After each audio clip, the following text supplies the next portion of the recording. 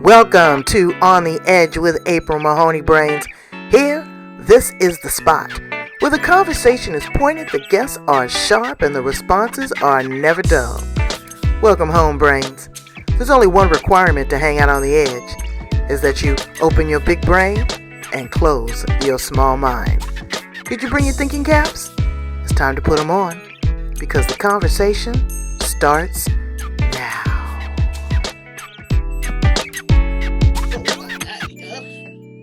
Yeah, that was crazy. Have you ever had chicken pox as a kid? Mm-hmm. That's how you get it. Yeah, I did. Yeah, I called my mom. I was like, "Did I have chicken pox?" She said, "You did. You and your brothers, y'all had it at the same time." Lord. Yeah. And so what is shingles like? Well, when it first popped up, I just happened to notice it when I was getting out of the shower because it was just a few little bumps on my side. And I was like, "What is that?" And it wasn't really bothering me. It was a little bit raised and a little bit red, but yeah, I was like, maybe I rubbed it on something or irritated it. Maybe it was my clothes. And then a few days later, I felt it just out of the blue. I was like, what? And I reached down and it hurt and it was bigger and it was itching, but it was also painful. And I'm like, okay, what is this? What is this? So my husband, I'm trying to fix my camera. My husband will tell you that. My husband will tell you that I love to diagnose people and diagnose myself. Like I'll be on that Google figuring stuff out. Right. And, yeah, so I was like, is this shingles? You could do your own damn surgery when you Google it.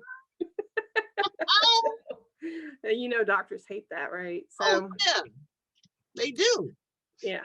But some, it can be a double-edged sword because you can overthink it too. Mm-hmm. You can overthink it. Oh yeah, because you can find all kind of stuff on the Google now. That's crazy. So April, you there in Ohio? Yep, Cincinnati.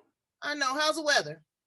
It's gorgeous today. Gorgeous today? Beginning of last week, we had snow. And it was like snow 30 degrees. And today it's 80. Well, it's beautiful here on the edge. The place where the conversation is pointed, the guests are sharp, and the responses are never dull. April. What? I'm getting me a drink too. Okay, here we go. Here's to you, baby. That's right. It is a hot mess. We're gonna talk about all kind of stuff. Yeah. Talk about sicknesses and being misdiagnosed, underdiagnosed, what the world's going on in the world, how you are loving and supporting people, your mother, your wife. Introduce myself to you, baby. So I'm April. Did you hear what I said? See, I got marbles in my mouth. Introduce yourself to yourself is what I said. And then you fell right along. You said, okay. Introduce yourself to my brains. That's what I wanted to say. I'm April. I'm April Sluder. I am in Cincinnati, Ohio. And I am a social worker, a master's degree in social work, and I'm a certified life coach. And I work in the field of social work, and I also do coaching with women, specifically women with a chronic medical condition that I also have that's called lipedema. Not a completely uncommon condition, but a lot of people don't know about it. So so I work with women that have this condition. I have a group of, over 800 women that I've put together that come together for support. And it's a condition that looks like obesity, but it's actually not. And you know how the world feels about people who are overweight. So because they're underweight. That's what I say. Mm-hmm. The average woman in the United States is a 14. Yeah. And then, you go on Facebook and you say, oh, that's cute. Let me get that girl in this cut for somebody this big. Yeah. They don't have no breasts. They don't have no waist, no shoulders, nothing. They're this big. Mm-hmm. And it looks so cute. So lipedema, that's something I've never heard of before. Tell me a little bit about the disease. A lot of people haven't heard of it. So what it is now, there's a lot of research being done right now. We continue to learn more about it, but what we now know is it is a connective tissue disorder. And basically, what happens for someone that has lipedema is their body stores fat in an abnormal way. And it's not really fat as you might think of it. So the fat cells, the fat cells, edema, water, the fat cells fill up with water and they swell. And they multiply and it becomes very painful. And over time, actually, those fat cells can turn into hard, fatty nodules under your skin. So, for example, if you were to touch me right here on my arm, it would feel like I have little rocks under my arm. Wow. Under the skin or on my legs.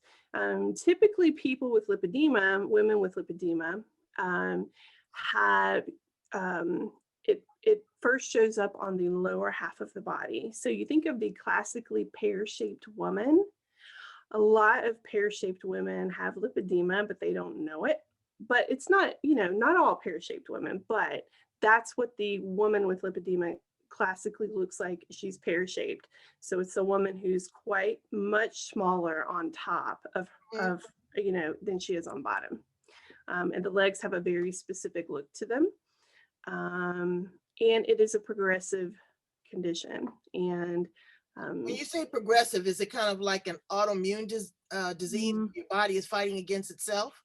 Yeah, basically. And so you have different stages. You can be a thin person, look like a thin person, but have lipedema. You will be stage 1 lipedema. Now, I can look at a thin person with lipedema and I can kind of tell, but sometimes it's hard to tell. But as you progress through the stages, it grows, you get bigger. People can end up being immobile. Does it attack your vital organs, your heart, your liver, your kidney, your spleen, your gallbladder? Well, the main thing that it really, really has an effect on is your lymphatic system. So many women, as they get into the later stages of lipedema, will end up with also lymphedema, which sometimes those two can be confused. Lymphedema is different in that it is when your body has excess lymphatic fluid that builds up. People with different conditions can end up with lymphedema in different parts of the body. Lipedema is different in that it's completely different. It's bilateral, so people look symmetrical. You can have lymphedema in just one leg or both legs. But the lymphatic system, as this fat builds up, it pushes into the lymphatic system and damages it. And once that's damaged, there's not a lot you can do about that. Well, people don't really realize how important the lymph nodes are, with this injection that we're all required to get now. My girlfriend, really brilliant nurse, surgical nurse, she said, "Girl, do you have a mammogram scheduled?" And I said, "I do, actually." She said, "Well, did you go get your injection?" And I said, "No." She said, "Well, don't, because within 6 weeks of getting your COVID shot, your lymph nodes are swollen. You get a mammogram and there you are running trying to cure something that's really not happening." So it's a lot. And like you said, Googling information, you can overthink it. You can think that you have something and you have the hiccups. You never know what's going on. All right. So what are maybe 2 or 3 key things that people should look for if they feel that they may be subjected to lipedema? They have lipedema. So if you, like I said earlier, if you are someone who carries all of their excess weight on the bottom half of your body, every time you've ever tried to do a diet, you only lose weight on the top, because lipedema fat, you can't lose it by going on a diet. It stays with you. You will only lose the normal fat. So some people will have fat that they will lose on bottom, but they generally will stay the same. And you notice that you're super tender to touch. Your legs get super tired and achy. They might just like if someone touches you just like barely with any pressure, it's painful. Wow. Or that you feel those little nodules. A lot of women don't find out that they have lipedema until they're older, once they've gotten past the first couple of stages, because a lot of doctors don't recognize it. Right. Um, So this is and not something that's, again, that's why we're talking to you, brains, because this is something that's not quote unquote the norm. right. What did they do with you to help you confirm and diagnose that you had this? Was this blood test? Was it urine? Was it a CT scan? What did they do? So, like a lot of women, I accidentally found out about lipedema. For example, someone may watch this and realize, oh my gosh, I think I might have this.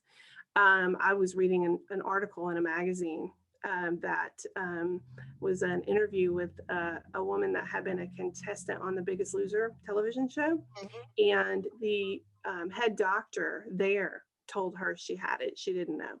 And I was like, what is this? And so I started looking into it more. And then I started I was like, convinced this has got to be what's the deal with me. And I started doing some research. There was a Facebook group that I joined, I ended up at OSU, Ohio State, and visited a doctor there. Stephen Dean is his name. And he is known as one of the doctors who are knowledgeable in the area of lipedema. And I went and talked to him, had an appointment, and he looked at me and said, yeah, you have it. It's really, now there's no blood test for it. It is a very specific look. So if you look at a woman with lipedema, typically, especially when she gets to the second and third stages of it, she'll have large legs, very large thighs. Usually they're on the knees, on the inner parts of the knees. There's like an extra like little fat pad is what they call it. It's just like you've seen Yeah. people say they have fat knees. Mhm. And then as you get down to the ankles, there's usually a very clear cuffing. It looks like a cuffing around the ankle, and the feet are not involved. So with lymphedema, you'll note that people will get super big swollen feet as well. You don't get that with lipedema until you've had a damaged lymphatic system, end up with that too. Wow. But there's a cuffing that happens around the ankles. So it's like it just kind of goes, and then all of a sudden there's this cuff around the ankle of what looks like fat, and then the feet are not involved. That is a very, very classic sign of lipedema. I'm actually, as I've progressed, I continue to progress. I'm getting the cuffing, I don't know if you noticed that, around my wrist. I used to always, I don't know, you can really see it that well on camera, but you can kind of see it like right there. It's just kind of starts to poke out. My hands aren't swollen, my fingers aren't swollen, but all of a sudden right here, and it's just boom, and it just pops out and it goes up. And then I have big arms. So what are they doing to, you said it's very painful. What are they doing to help you? Of course there's, drugs. Yeah. They've got, Well, is there a holistic approach? Is, maybe that's, yeah. acupuncture? So Like some women, acupuncture might be great. right. Well, women with lipedema, you basically, as soon as you find out you have lipedema, you start working on slowing it down. So it's one of the biggest things that women with lipedema need to do is wear compression, which is not fun in the summer because it's hot and it's tight. But basically, you should be wearing compression most of the day, because what that does is that keeps the lymphatic system moving, and those fluids through, and it keeps it slows down the progression of the lipedema fat being created within your body. Also, there's something called lymphatic massage that people can do self. It's called manual lymphatic drainage. You can do it to yourself, basically where you're you're trying to keep that lymphatic system as healthy as possible. Do you Also, have to change your diet? Yeah, right now they're finding that, there's a lot when you get on diet, there's so many opinions, but there's a lot of women who are seeing the ketogenic diet be very, very successful. With me personally, when I'm doing the keto diet and eating basically no sugar, very, very low carbs, my inflammation goes down significantly. I will release so much fluid that has built up when I'm doing that, and my pain is reduced as well. Some women will say that they've gone like vegan or vegetarian or just very holistic with their food, and that has helped them as well. I think we all have to, kind of try things out and figure out what's going to work best for me. But I think You really do. It's trial and error, and working with your doctor, working with your physician. A holistic approach is never a wrong choice to try. I'm not telling you to do that. I'm not a doctor, and that's my disclaimer. But what I am saying is that, when I'm in a quandary and I can't figure out what's going on, I go to, an herbalist, because herbs are medicine, for sure. essentially. And I slowly introduce those into my diet. And also, I love an acupuncturist. I love a reflexologist. Well, I love sometimes it's psychological too. yeah. There's a Well, whole lot of stuff, a good hypnotherapist.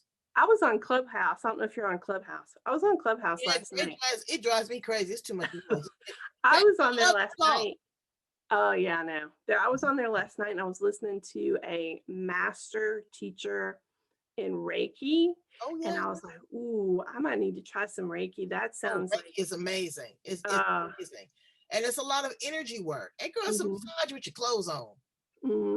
And afterwards you are really drained. You don't think about it. But it's all compressed energy. And we internalize so many things. Working, taking care of the kids, the cold weather, our diet, all of that, and then wham, bam, boom, it hits you across the head, and there you are. But you're a very fun person too. Also, I've been watching you on Facebook. I love that little what did you say? The hood, something about the hood. What was it that you posted? Oh gosh, I don't remember. Something I forgot. But anyway, it was so good. But you're funny. So I'm where do you get your smart aleck? Well, you know what, and that's okay.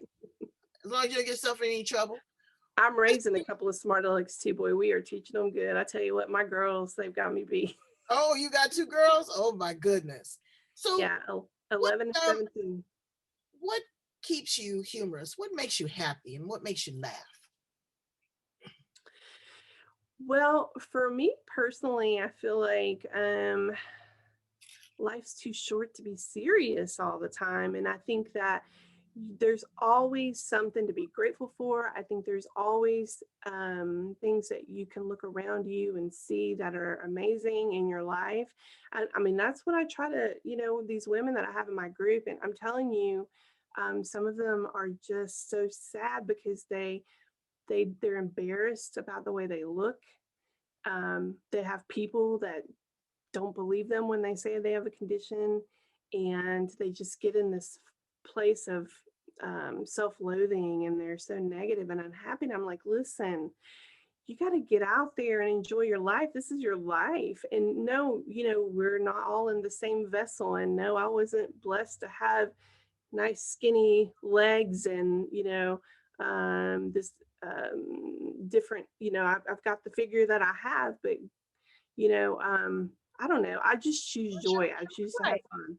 And you know what? It's tough. Tough. But don't stay stuck, brains. Do not stay, just like you got to move them lymph nodes and that fat around in the fluid. You got to move your heart and your head around. You've got to change the conversation that you're having in your head. And learn to love yourself, because all you got is yourself. And if you don't love you, nobody else is going to be able to love you. Right. What do you do for fun and recreation, April? For fun, okay. So I'm a total introvert. If I had my way, I would be by myself on a beach, reading a book. I just I like to I like that alone time, that I enjoy that. My husband's the total opposite. It drives him crazy. He can't stand. He needs to be doing and going and seeing and all that. People, I know. Yeah, but so we have to reach a happy medium. We all, but I love to, like I said, I love to go to the beach. I love to hang out with family. My extended family, before COVID, we like to all get together and have where everybody brings a dish and we eat and we play games and you know family is what's most important to me, and just being with the people that I love. Yeah, for sure. So you live in Cleveland. Cincinnati. Cincinnati. I'm sorry. Yeah. I got peeps in Ohio, all through Ohio. Shout Oh out yeah. to Ohio. But it's been rough there. You guys have been really kind of going through a lot of stuff, with social injustice and political issues and all of that kind of stuff. How do you encourage your daughters to really have a balance in life and to kind of, the overarching theme of love and humanity and compassion and self-respect with all this noise? What are you telling them?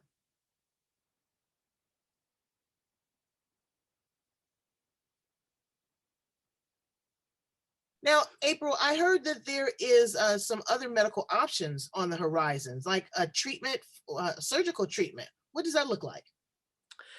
Yeah, so there is surgery for lipedema. It is actually liposuction, but it's not liposuction like you think of for women that, get little liposuction in different parts of their body. Surgery for lipedema is a very specific liposuction that is done. They have to be really careful to spare like the lymph nodes, and they have to just be careful not to cause damage to the system. Back when they first started doing this surgery a few years ago, was over in Germany, and it's just where they were kind of just trying to suck out all of that diseased, abnormal fat. People did get relief. People definitely had less pain, and were able to. A lot of these folks were kind of in later stages, so they were able to be more mobile and things like that. Now, more recently, which is super exciting, is there is a doctor in LA, Dr. Schwartz, I believe his name is, and he does manual. So he does the liposuction, but he also goes in and manually removes those. Remember what I was talking about? The fat, the hard fat nodules that will develop. Wow. He goes in and he puts these slits in the skin, and he literally he's got videos on his Facebook page and on like his a big old Instagram. pimple popper. Basically, but it's not fluid. It's like these hard things that pop out. And it's gross, but it's not gross. Like I always have to look at the videos because I'm like, oh my gosh, like I love that he's doing the videos because it is a very visual representation of lipedema, so that you can see that this is not normal. What he's bringing out of these women is not normal.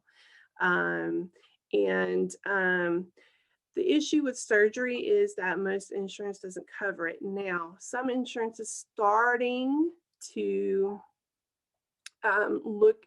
some people have been successful through appeals and things like that to get insurance coverage. So I'm hoping that it'll become more of a norm, in the future for women to get. Again, they're not going to cover by insurance until they have a clear cut way to diagnose it and separate it, testing, whatever form of testing that is.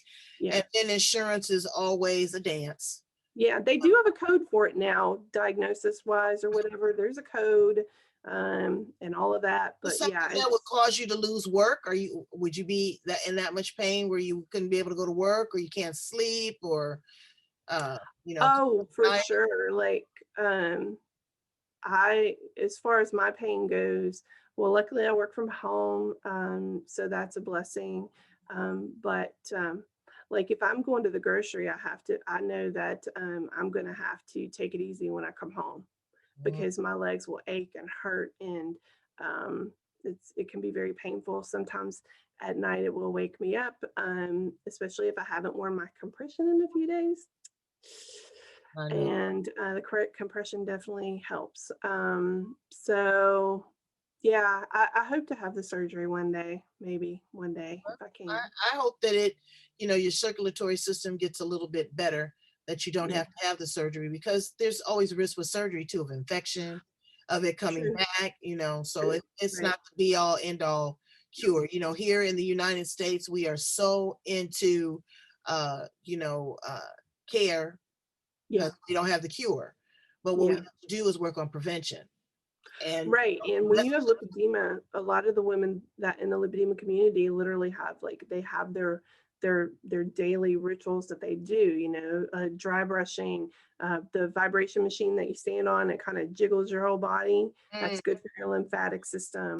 I have one of those, the manual lymphatic drainage, your diet, all of that stuff helps. Yeah. Well, anything that we can do to help is very important. There's a lot going on in the world today, and Ohio has been in the news for a bit. What are you pouring into those two young girls to keep them level, to keep them balanced, to keep them away from the distractions and the self-hate and all the noise that's going on? Yeah, it's not always easy, and especially when you have daughters, I think they're more emotional, and definitely my kids are in tune and always asking me questions about things that are going on. Well, I think first of all, you have to model good behavior. You have to show your kids what it looks like to be a compassionate person, to care about what's going on in the world. And if they see you doing something different than what you're telling them to do, well, you're not going to really teach them very well, are you? Um, I always try to teach my kids that you never know what's going on in somebody else's life. Right. It's always so important to be open-minded, and to know that appearances aren't always what they seem. And you need to slow down before making quick judgments, and you need to really listen to people and hear people and try to put yourself in their shoes and understand where they're coming from. Even when especially my youngest daughter, who's 11 going on 30, and so dramatic, especially with her little girlfriends. And she'll come to me and tell me what so and so did or what that person did, or she'll come to me about something she's seen in the media. And especially about people who are mean or hateful, or if she has a friend that's not nice to her. And I just I always try to tell her, can you imagine how miserable a person must be when they are filled with hate and anger? Can you imagine how unhappy a place that must be for someone to feel like they need to be mean to other people, put other people down, be cruel or hateful? Be grateful that it's a lot of work. mm, It's a lot of work, and I gave up on that a long time ago. It's like you'll have a coworker, and everybody will be in the break room, and we're all laughing and talking around the coffee machine, and here comes, Debbie Downer. mm-hmm. Everybody, the whole, she just sucks the air out of the room. Yep. And everybody's composure has to change to appease and accommodate this person. And I said, I'm not gonna do this no more. Mm-mm. I'm not gonna do it no more. When she come in, hey girl, how you doing, Debbie? What's going on? Right? Yeah. And again, over time, she started to be more pleasant, but I made a conscious effort on how I was going to receive her. Yeah. And that's what people have to do. All right. Let me ask you some fun questions. If you were a flower, what flower would you be? Ooh. I think it would probably be a tulip. Oh, I like because tulips are so bright, and they're in there in the ground when it's cold and frosty and all of that, but then every spring they pop up gorgeous as ever.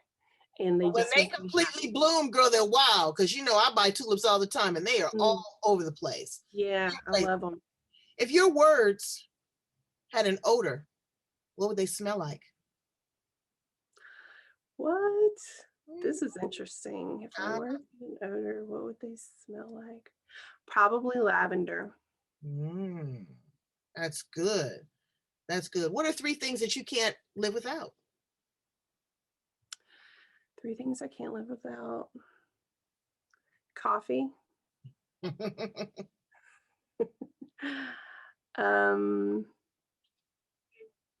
My girls. And I'm going to say, I think, tell me if this counts, but I would say the ability to be empathetic and the ability to sit with someone and help them when they're struggling. It's in my heart. It's what I love to do.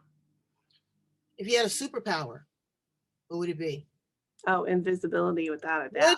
Would you? I do. I'd like to be invisible too. I told you I'm an introvert. If I could go invisible, girl. I'd like to be invisible. What would you tell a 25-year-old April Sluter?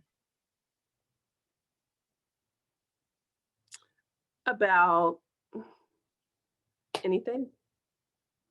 Sex, drugs, rock and roll? What I would tell them is that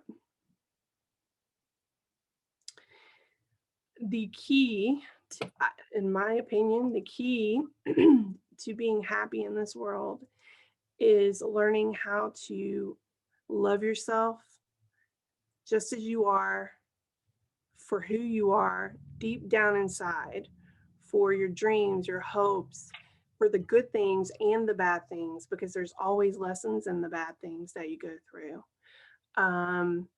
And to understand that there's a lot of fakeness out in the world, and you have to, everything that you're exposed to, you got to look at it through the filter of knowing that not everything you see is real, and you got to stop comparing yourself to the fake stuff, because you can never live up to it. So it's all about loving yourself and then being able to love other people. That's what I feel. Absolutely.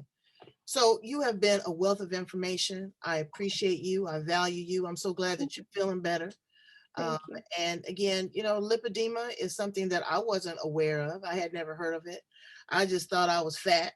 I don't think I have it. I don't have a lot of the signs or the symptoms, but it's definitely something to Google and to check out your Facebook group. Tell my brains how to get in contact with you, how they can, join your group, get a little bit more information, get some support. Because, even if they don't have lipedema, I think that it's a great support group because you're pouring into one another authentically. Yeah, for sure. So you can find me on Instagram at Lovely Lipedema Life.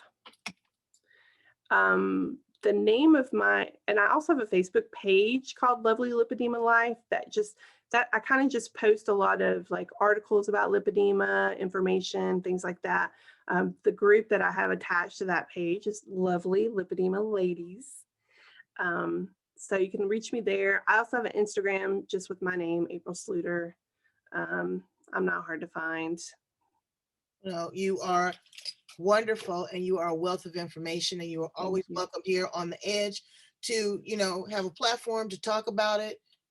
Other women that are challenged with a lot of different things that are going on in the world. We want to be here. We want to be a support for you. We want to be a sounding board. We want to give you support. You may not even be a good cook, and you can pop on The Edge and learn how to make some good food. So thank you so much, April, for being here on The Edge. Brains, I need you to go and do what? Subscribe. That's right, to every cotton picking thing, especially that YouTube, because I'm trying to raise those numbers. And I'm going to have some great contests that are coming up. So April, I want you to share that. I'm going to share that on your page as well.